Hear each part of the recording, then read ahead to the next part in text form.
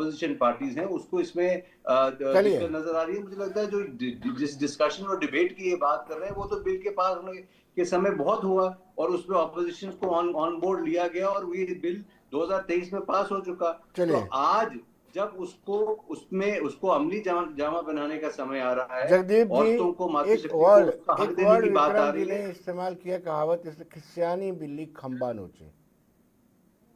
आपको लगता है कि क्रेडिट अब बीजेपी को मिल जाएगा, एनडीए को मिल जाएगा? 2029 के चुनावों में 33% महिलाएं आएंगी, 273 संख्या होगी उनकी। जी विनोद जी, अभिवादन स्वीकार कीजिएगा। विक्रम भाई को भी मेरा सादर प्रणाम। देखिए, जब किसी के हाथ में हथौड़ा होता है ना, तो उसको हर तरफ सिर्फ कील और कील नजर आती है। विडंबना यह है कि कांग्रेस ही वही पार्टी है जो महिला आरक्षण और महिला सशक्तिकरण पर न केवल तमाम मसौदों को अमली जामा पहनाने की प्राथमिकता और शुरुआत बहुत पहले कर चुकी है, बल्कि कांग्रेस वो भी पार्टी है जिसने महिला आरक्षण पर भाजपाई दृष्टिकोण को बड़े सकारात्मक ढंग से देखा था। विडंबना विनोद जी पता क्या है जी? हमारे अविनाशी महापुरुष यशस्वी प्रधानमंत्री नरेंद्र मोदी, मुझे बड़े अफसोस के साथ कहना पड़ता है कि जो व्यक्ति अपनी विवाहिता धर्म पत्नी को बिना किसी वैधानिक या संवैधानिक ढंग से संबंध विच्छेद किए बिना छोड़ सकता है, परित्याग कर सकता है, वो महिलाओं का कितना सम्मान करता है, पहले तो ये बात स्पष्ट हो जाए। दूसरी बात, पश्चिम बंगाल में विनोद जी, अब मुझे थोड़ा सा समय दीजिए। निजी टिप्पणी से बचना चाहिए। चलिए। नहीं, निजी टिप्पणी नहीं है ना, प्रधानमंत्री कभी भी निजी टिप्पणी वाली बात ही नहीं है। जब प्रधानमंत्री देश के प्रधानमंत्री हैं, अविनाशी महापुरुष हैं, तो उनके व्यक्तित्व, उनके जीवन पर या जो उदाहरण उन्होंने पूरे देश के सामने प्रस्तुत किए उन पर बात तो होगी।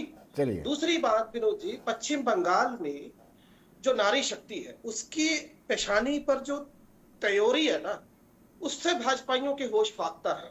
वो हाथ में पकड़ा बेलन इनको अब नजर आ रहा है। ये महिला सशक्तिकरण की या आरक्षण की बात करते हैं, जरा ये बताएं कैसे करना चाहेंगे? जो पत्र प्रधानमंत्री कार्यालय से खड़गे साहब को लिखा गया, उसमें क्या किस तरीके की अपील जो की गई है या क्या शब्दों का इस्तेमाल हुआ, जरा उन पर गौर कीजिए। ये पहले की हुई जनगणना को आधार बनाना चाहते हैं।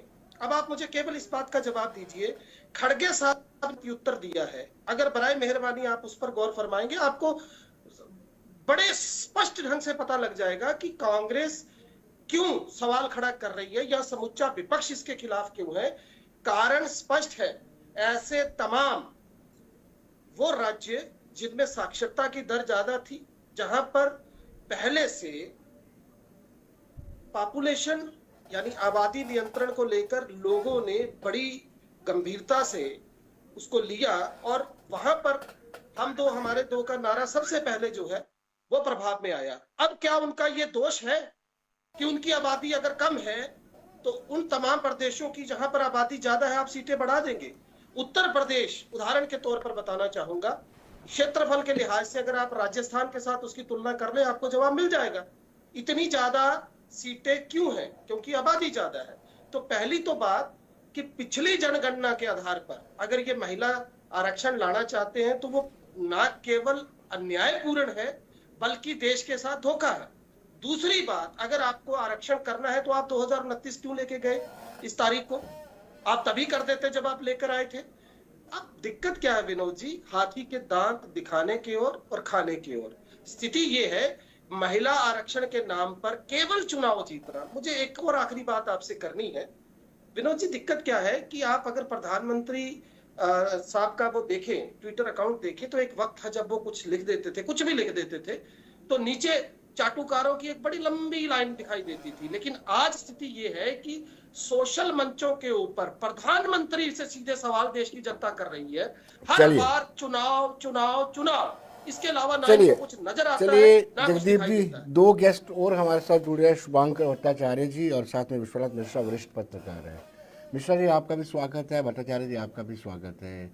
ये जो सत्र बुलाया जा रहा है 16 से 18, मैं चाहूँगा कि भट्टाचार्य, उनकी क्या राय है क्या इंटेंशन है? वाकई में सरकार गंभीर है कि महिलाओं सशक्तिकरण किया जाना चाहिए और 2029 में ही होना चाहिए, या फिर राजनीतिक मोटिव है कोई?